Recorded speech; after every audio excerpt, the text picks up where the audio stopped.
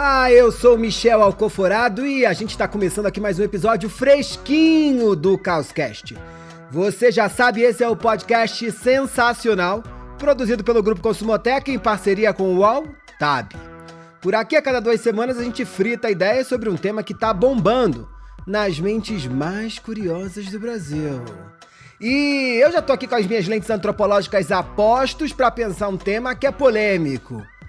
O mundo tá chato ou a gente tá chato? E se tá chato pra quem? Vira e mexe a discussão do politicamente correto, do politicamente incorreto, reaparece por aí e tá mais do que na hora desse debate avançar. Toda vez que tem um troço que ninguém tá entendendo, a gente vem aqui e tenta explicar, você já sabe. Mas eu não faço isso sozinho, nunca fiz e não seguirei fazendo porque não faz sentido. Pra desembaralhar esse tema, eu conto com os meus fiéis companheiros de nave de Caoscast. Para debater comigo, Marina Roalli, aquela que habita a mansão Itaipu e entende tudo de comportamento do consumidor. Rebeca de Moraes, que tropicaliza tendências como ninguém e sabe o que tá rolando na cabeça do povo no hoje e no amanhã. E Tiago Faria, que nos engrandece com seu conhecimento, vocabulário e imagens. Sabe tudo disso. Rebeca, vou começar com você. Você que tá sempre aí no campo, ouvindo as pessoas... Você acha que tá todo mundo achando chato? Tem pouca gente achando chato? Quem tá achando chato? Oi, Michel, oi, ouvinte. Olha, eu tava ouvindo você fazendo essa introdução e pensando que a gente estuda cada vez mais e sabe cada vez menos. Isso nunca foi tão sério na vida, Platão, né? hein? Só sei que nada é Sócrates, é Sócrates. Mas, Michel, eu acho que o mundo de quem tá muito chateado por exemplo, fazer piada e ficar rindo sozinho, porque agora tá fazendo piada com alguém que começou a dizer que não tá se divertindo junto, pra isso aí, acho que o mundo ficou mais chato mesmo, né? Acho que isso acabou sendo traduzido nesse... Rafinha Bastos, tá como? Danilo Gentili, tão como? Mas falando sério, eu acho que isso acabou sendo traduzido no diálogo público como um certo conflito entre o que seria o politicamente correto e o incorreto, como você falou. Acho que no humor isso aparece pra caramba, e o que você pode, o que você não pode fazer, e que chato esse mundo, que tem coisa que pode, coisa que não pode, pensam eles, né? Acho também que isso só acontece porque antes podia machismo, porque antes podia racismo, porque antes podia homofobia, porque esses grupos que não tinham condições de falar que aquilo não era legal, que magoava, que violentava, agora estão falando. Xiii, muita gente falando, vamos discutir aqui se isso é bom ou se é ruim. Marina Roalli, você que tá conectada, entendendo o mundo, o comportamento, os consumidores, desde que isso não era moda, você tem visto aí sintomas de que esse mundo tá muito chato, é? Olá, caóticos. Olha, Michel, acho que já tem aí, vamos botar uns 5 anos de que a gente vem nesse movimento aí de mudança do mundo e que tem uma galera que começa a reclamar. Mas eu acho que essa galera que tá reclamando que o mundo tá chato aí faz 5 anos, tá trazendo o ponto de vista dos últimos 5 anos, porque pra muita gente o mundo tava chato há muito tempo, né? Muito Pra antes mim desses tá 5 desde anos. 1986. É mais uma questão de ponto de vista. Mas eu concordo aí, complementando aí um pouco do que a Rebeca trouxe, eu acho que o humor, essas problematizações que a gente teve em torno do humor, ela é muito sintomática dessa virada aí de espírito do tempo. Eu lembro que quando eu estudava memes, eu fui ler muito sobre humor, e uma coisa que me chamou a atenção são muitos autores que falam que se você quer entender os valores de uma sociedade, olha pro humor dela, né? Porque aquilo que faz a gente rir revela muito do que a gente pensa sobre o mundo, né? Então, antes a gente podia fazer piada com gay, com mulher, com negro, porque para um grupo era engraçado. E a partir do momento que alguém pontua e fala, olha, não é engraçado rir de mim não, sabe? É engraçado para você, vamos mudar essa história aí? E aí tem uma galera que vem reclamar. Tem até um vídeo muito bom do Porta dos Fundos que fala isso, né? Eles trabalham bastante essa ideia aí do politicamente incorreto. O Tiago, de novo aqui no Caoscast, toda vez que ele vai, a gente ainda fica sofrendo depois que ele volta, pensando que ele pode ir de novo. Tiago, antes do mundo ficar chato, ele tava bom pra quem, hein? Você vem se esforçando pra tentar deixar o mundo um pouco melhor, né? É minha missão de vida. Mas eu acho, olá, caóticos, eu acho que essa questão é central, né, Michel? O mundo tava chato pra quem sempre teve salvaguarda pra oprimir, né? O mundo tá chato em geral pro homem hétero, pro branco de classe média. E eu acho que essa desconstrução precisa começar pela linguagem mesmo, que eu acho que ao mesmo tempo é alicerce e sintoma da formação dessa cultura de violência, sabe? Acho que muita gente se vale de uma forma muito cínica ou muito ignorante da liberdade de expressão para destilar discurso de ódio ou fomentar de maneira indireta esse ciclo de violência, sabe? Você sabe que meu pai me diz até hoje para eu parar de viadeza. Eu costumo dizer para ele que não dá porque eu sou viado. E ele ri e diz que é força de expressão. E eu acho que a questão é essa, sabe? Tem uma dificuldade muito grande de fazer as pessoas entender que com isso ela alimenta a engrenagem de uma cultura que oprime fora de um ambiente seguro, né? Então, acho que o fato de ter uma ausência de intenção direta não exime ninguém de responsabilidade de replicar um preconceito aparentemente inofensivo, mas que endossa uma cultura de violência. Então, tem brincadeira que mata, tem gente que morre para parar de ser viado. Então, a gente precisa se responsabilizar e entender onde deságua a cultura que a gente está reverberando para o mundo. Mas, Thiago, desse jeito, tipo, da mesma forma que deixar de viadeza pode ser agressivo e violento, você se apropria da mesma palavra para reforçar ou rebater essa violência, né?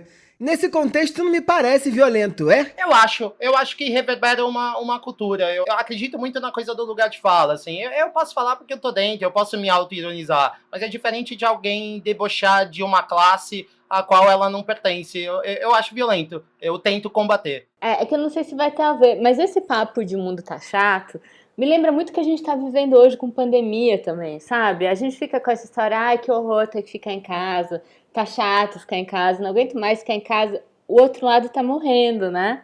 Então acho que é um pouco isso também, né? Tá chato em que condições tá chato pra você, né? Porque pro outro lado tá chato de um jeito um pouco mais complicado. Gente, acho muito bom esse ponto aí, Michel, que você colocou aí pro Thiago, de perguntar pra ele, mas Thiago, então, viadeza pode ou não pode? Em que contexto que é legal e que não é legal falar? Isso que vocês fizeram é justamente o Nome aos Bois de hoje, Michel. Então eu vou me antecipar e eu mesma vou chamar aqui o meu Nome aos Bois e vou quebrar a regra do programa.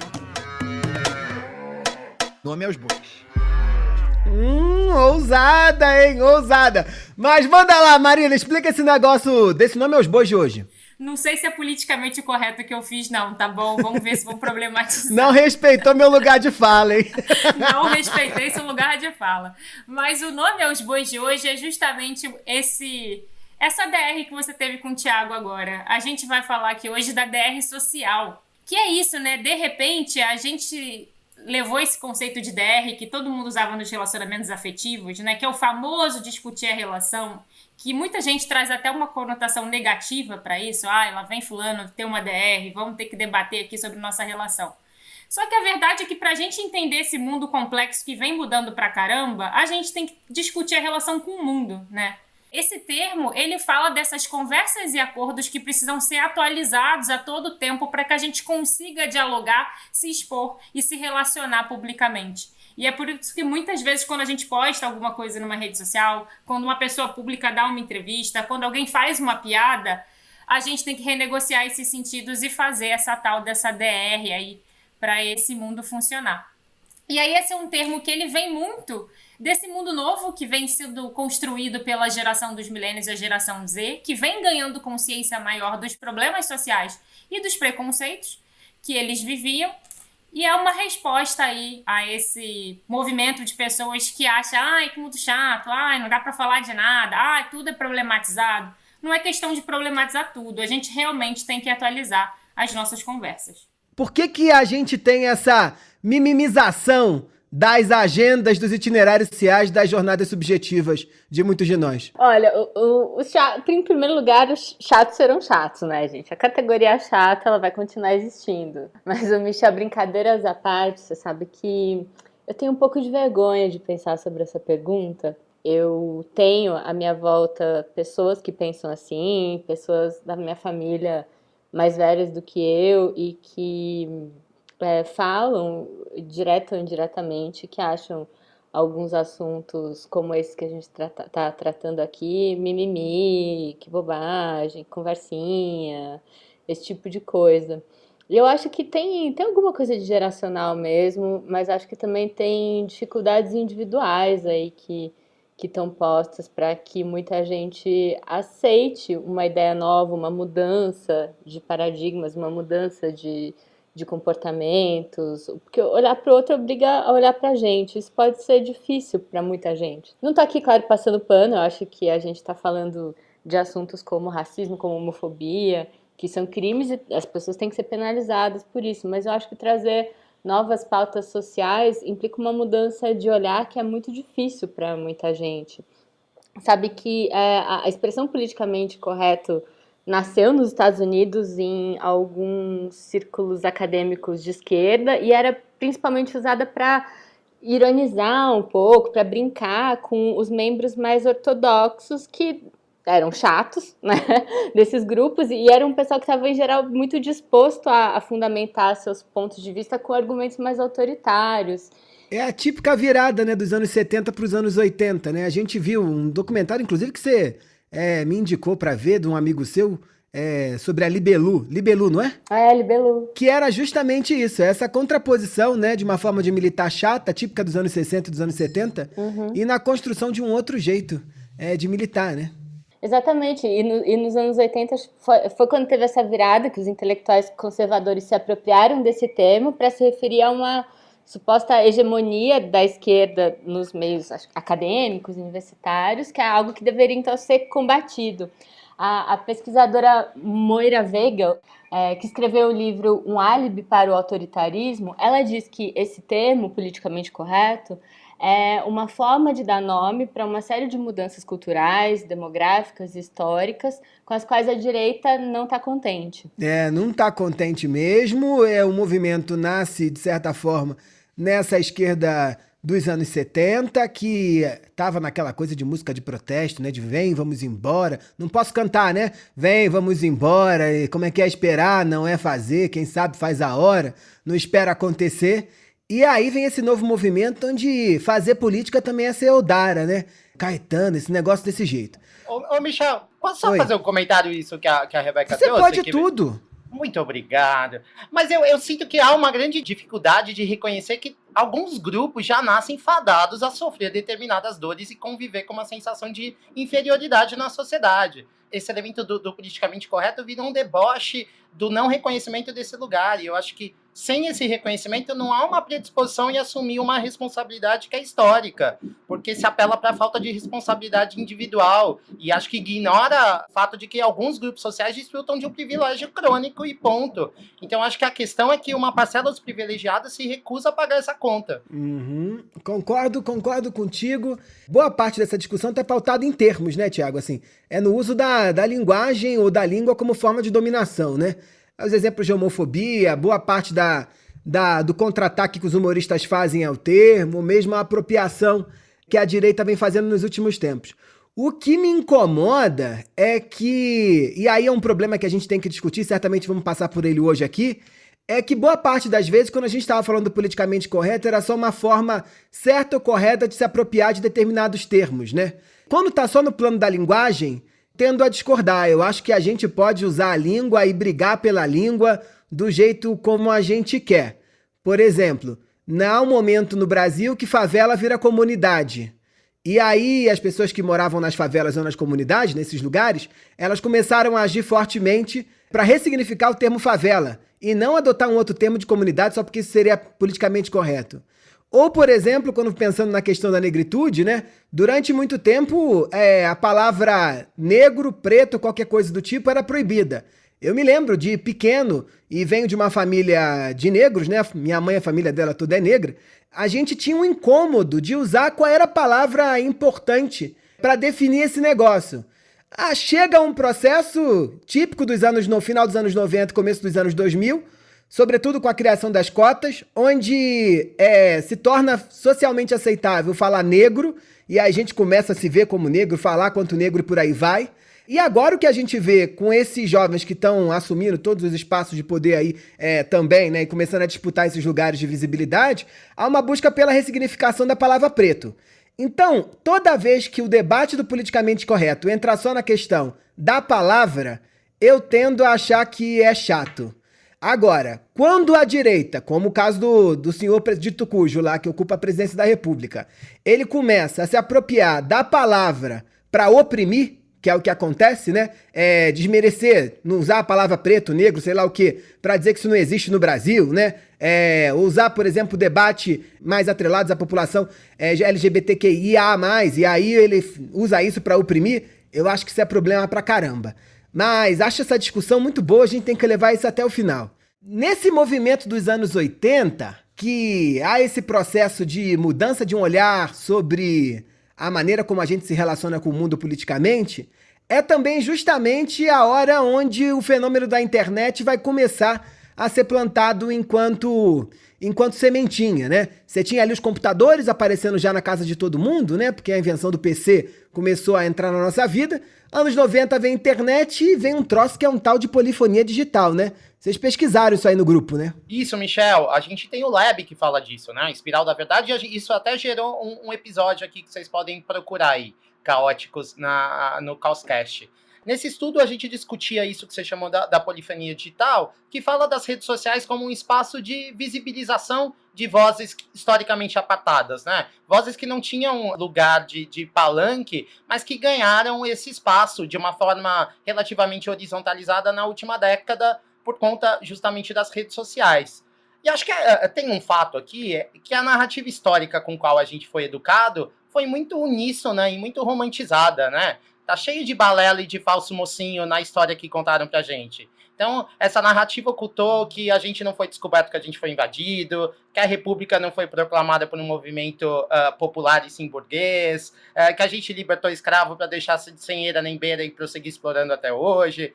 Então, acho que nesse momento a gente conquistou espaços de proliferação de vozes, de outras versões que explicam o mundo com muito mais complexidade, com outro jogo de luz e sombra, né? Tem muito mais gente reivindicando fala a partir do seu lugar de dor.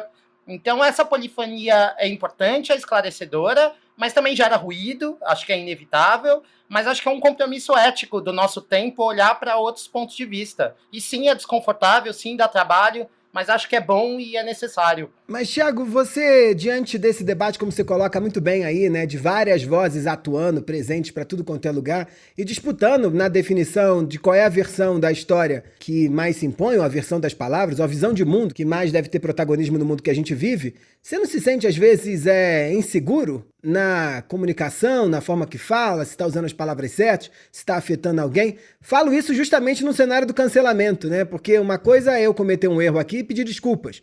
E tá tudo bem. Outra coisa é eu cometer um erro aqui porque eu não sabia que estava cometendo e ser cancelado por isso para todo sempre. Queria ouvir vocês sobre isso. Fico absolutamente inseguro, Michel, e acho bom em certo aspecto. Eu acho isso um reflexo do momento social revisionista que a gente está vivendo. Eu acho que está num momento... Muito recentemente a gente parou para prestar atenção nos outros, e isso é confuso, isso é trabalho, dá trabalho, é complexo. Então, sim, me sinto insegura, mas não acho isso um problema por si só. Eu acho que isso é objeto de reflexão. E não estou aqui cagando regra, acho que tudo que trago é com abertura de ouvido, sabe? De ouvir, sobretudo o oprimido. Então eu acho que é confuso sim, mas eu acho que é do jogo, eu acho que esse momento histórico pede isso, porque a gente precisa fazer esse ajuste para seguir adiante como linha civilizatória. Eu penso dessa forma. Rebeca, eu acho que você pode mega contribuir nesse debate também, porque você tem aí uma trajetória de jornalista.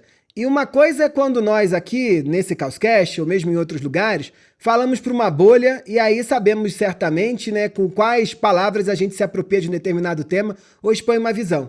Como é que dá para usar essa visão, levando em consideração todos os pontos de vista, quando a gente fala para massa, né? Que é o desafio do jornal. Que palavra que eu uso? Eu acho muito difícil mesmo, Michel. Eu acho que o exercício do jornalismo, ele é um exercício ele é em si um exercício de tentar falar para o máximo de pessoas, então tem essa antiga busca da neutralidade, né, na fala e também no jeito de expressar, como que você faz para ter uma linguagem que seja acessível para todo mundo. E acho que é particularmente mais desafiador hoje em dia por conta dessa conversa que a gente está tendo aqui. Pensar sobre a linguagem, pensar sobre quem você vai ouvir, como você vai ouvir, de que forma você vai expressar aquilo que está falado, virou um compromisso, acho que se reafirmou ainda mais sério. E eu concordo com o Thiago, porque eu acho que o jornalismo é até um bom jeito de ilustrar isso, porque não tem naturalidade.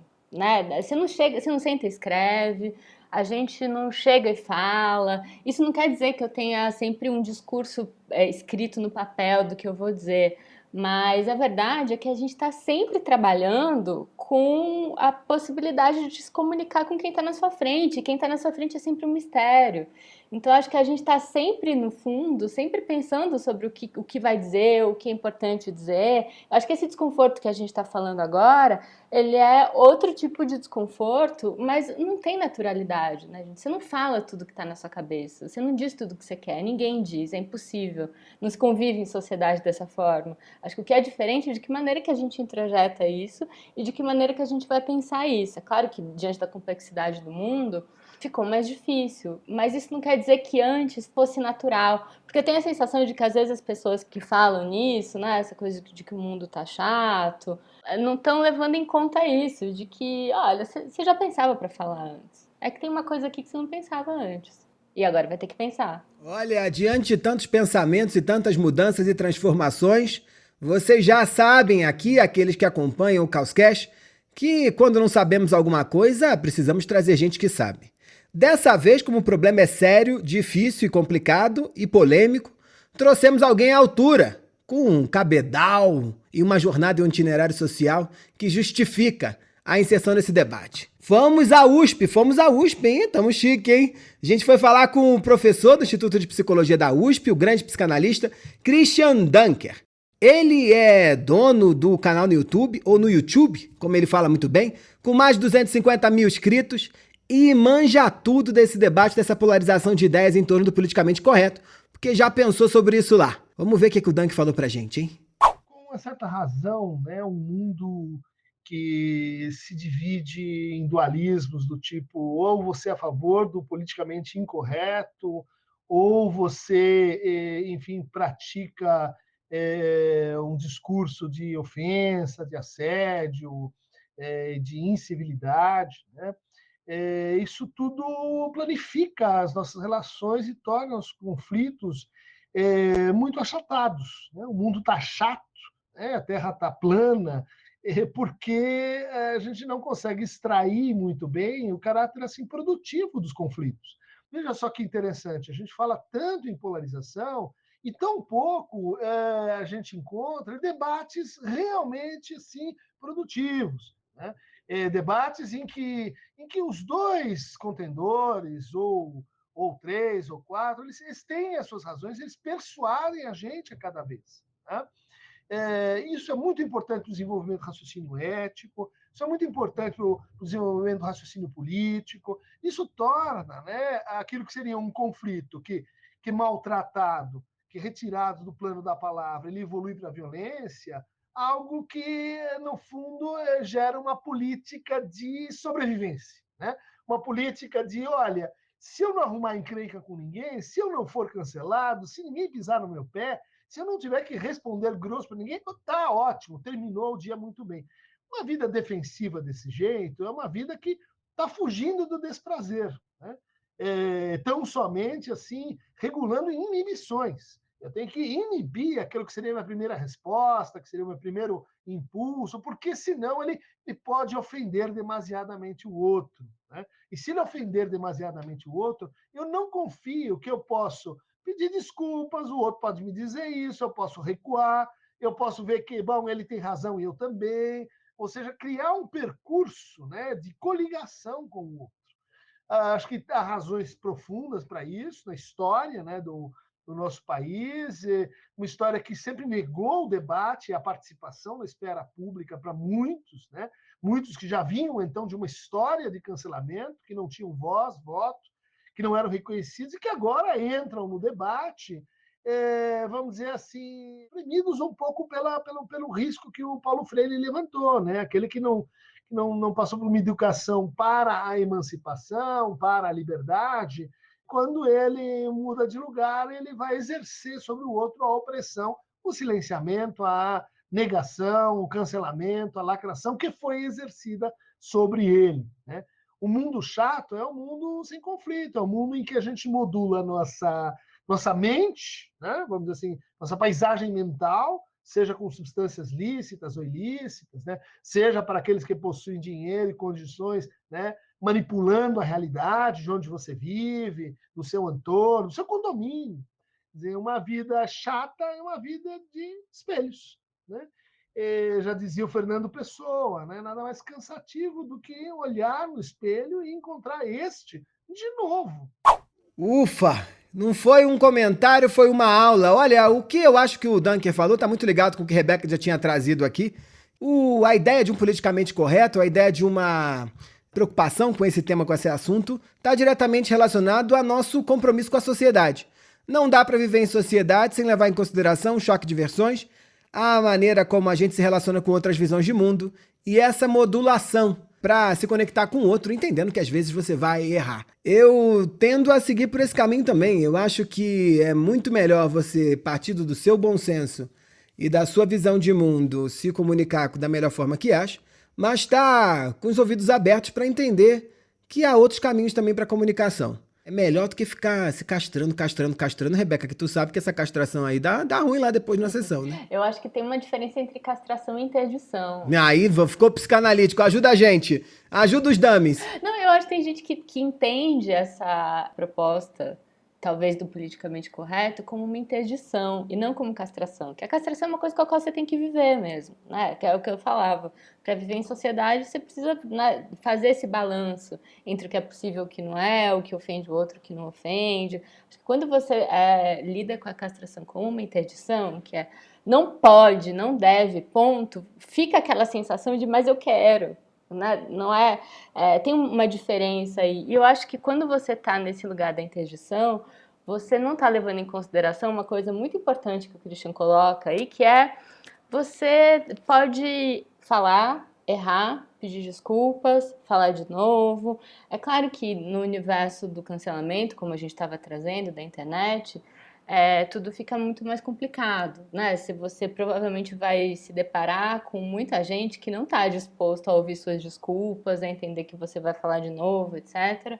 Mas acho que se a gente não trabalhar para construir esse caminho, vai ficar mais difícil. Olha, eu acho que de tudo isso que o Dunker traz aqui pra gente pensar, eu gosto muito da gente ter que pensar sobre essa falta de debates produtivos e de que ponto a gente parte desse debate, né? Porque vocês falaram isso de a gente vai ressignificando tanto certos temas que a gente vai achando que tá chato ou não tá chato alguma coisa, mas é importante a gente partir do pressuposto de que todo mundo foi criado num mundo com problema e a gente carrega isso na nossa estrutura e a gente vai estar errado.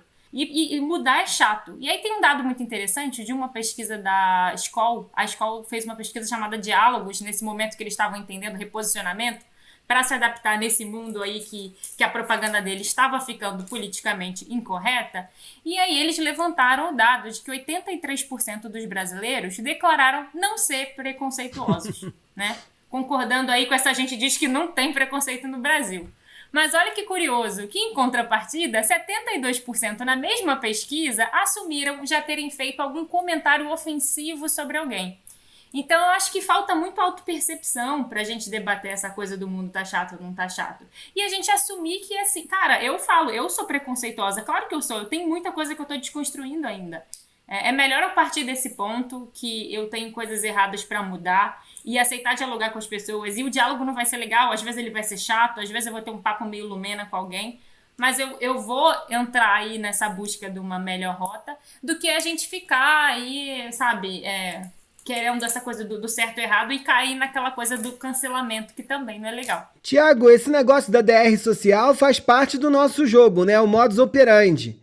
Mas às vezes o povo se apropria, né? Um do debate político do outro, gera uma confusão danada, né? Michel, isso acho que é um super ponto que você traz, né? Que essa apropriação política do debate, eu acho que nos últimos anos muitos políticos se elegeram em cima dessa plataforma, né? Discursos rasos que achatam algumas pautas e minimiza algumas zonas de conflito, né? Que precisam ser discutidas, precisam de fomento de política pública. A pesquisadora Moira Weigel, que a Rê já citou aqui, defende que o que se espera quando se diz que a mídia mente porque é politicamente correta, que as universidades são politicamente corretas, o que realmente se quer é atacar as fontes de autoridade, né? Então é importante ficar de olho nessas armadilhas. Eu acho que esvaziar a pauta é uma forma de não precisar fazer nada sobre elas. alimentando os interesses do status quo de deixar as coisas como estão e recuar o avanço de lutas que querem a revolução de certas estruturas sociais, né? Eu adorei esse debate de hoje, eu acho que isso é fundamental, porque quando a gente está falando de DR social, a gente está falando de atualização da sociedade. E a gente não tem como avançar no tempo sem se transformar. Esse discurso do politicamente correto, incorreto, tá cheio de armadilhas aí, todo mundo anda meio pisando em ovos, mas é o jogo, faz parte da maneira como a sociedade funciona e a gente se inventa enquanto humano.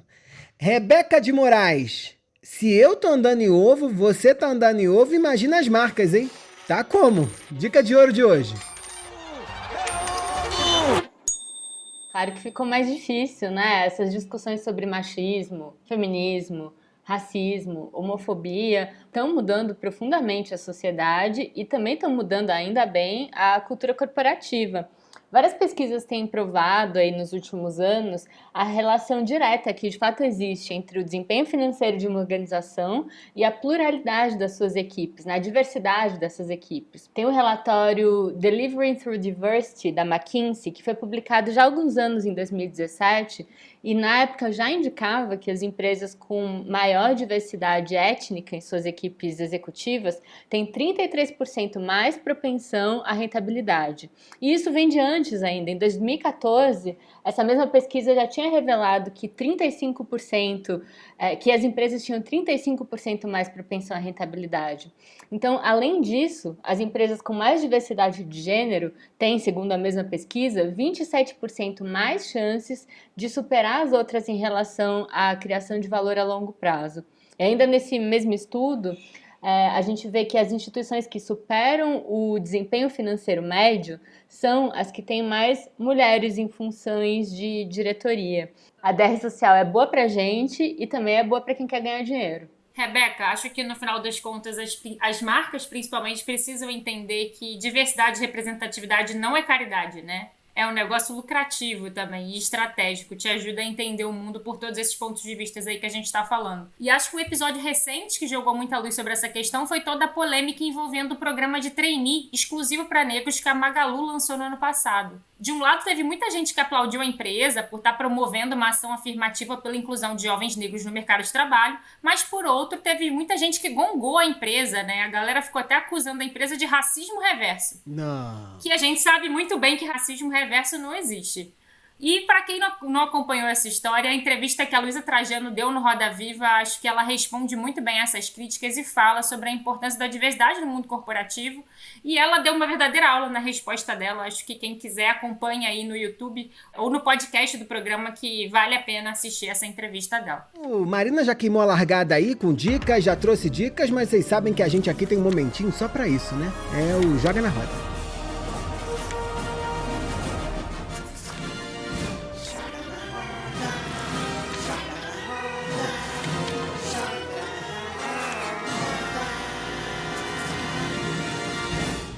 Marina Roalho, que trouxes? Michel, eu trouxe hoje uma dica que eu vou repassar, porque a dica é sua. Foi um livro que você me fez ler e ele foi importante pra caramba pra gente fechar a análise do Espiral da Verdade. Isso é apropriação da minha agenda, hein? Acho que eu tô usando apropriação cultural com você aqui. Que é o livro A Morte da Verdade, Notas sobre a Mentira na Era Trump. Foi um livro muito legal para a gente entender essa forma aí também, como a gente se apropria de novos discursos e como é que a gente entende o mundo nesse cenário de polifonia digital. Acho que também não poderia deixar de indicar e fazer o nosso jabá aqui das pessoas irem no nosso Lab Espiral da Verdade, porque tem todo o nosso reporte com essa pesquisa aí super completa que fala desse tema também. Tiago Faria, aqui nas redes sociais, é tiago.godá. Diga lá. Michel, eu vou indicar um livro que eu acho que vem muito a calhar com essa nossa conversa, que é o sobre o autoritarismo brasileiro, da Lilia Schwartz. Nesse livro, a Lilia desconstrói o mito de que o brasileiro é aberto, tolerante, pacífico, e ela analisa como essa narrativa oficial foi construída e como ela acabou escondendo uma face perversa da nossa sociedade, que no fundo é muito pouco democrática e profundamente marcada por sistemas violentos de dominação, né? O livro expõe aí as raízes autoritárias formadoras do país e traz muitos dados estatísticos de como ela ainda reverbera de forma muito consistente no nosso presente, fazendo com que a gente ainda seja uma sociedade essencialmente excludente. Chuchu esse livro, eu já li, Lilian escreveu ali logo depois que Bolsonaro assumiu e dá uma visão bastante interessante sobre o jeito dos brasileiros pensarem essa coisa do autoritarismo. Rebeca de Moraes, e tu? Pois é, fiquei aqui pensando, difícil, né? Tem tanta coisa, mas sabe que, já que a gente tá... Ressignifica a tua jornada. Vou ter que fazer isso. A gente tá falando de politicamente correto nesse contexto de uma DR social, como uma possibilidade de lidar com isso, e eu acho mesmo que o humor é uma plataforma muito interessante de pensar esse assunto, porque eu acho que é uma plataforma que precisou se repensar nas raízes para conseguir dar conta do que está acontecendo, né? E então eu queria indicar 2 stand-ups que trazem a experiência individual do comediante, de quem está falando, como uma forma de ressignificar o próprio humor e de reinterpretar, eu acho, o jeito de fazer humor e fazer graça disso. Então, são 2 comediantes que têm em comum esse fato de olhar para coisas que aconteceram na própria vida e repensar o que é possível e o que não é possível fazer com isso, com esse tipo de humor que a gente não quer mais fazer e com o tipo de humor que a gente quer fazer, que são o Nanette, da Hannah Gadsby. Os 2 estão no Netflix. A Nanette, da Hannah Gadsby, e o Aziz Ansari, Right Now. Eu já indiquei a Aziz Ansari, muito provavelmente, porque eu gosto muito dele. Desculpa, ouvinte, vai ter que ouvir de novo. O Aziz Ansari traz a questão de ser dos indianos, das comunidades latinas também, que é uma questão que nos Estados Unidos sofre muito racismo.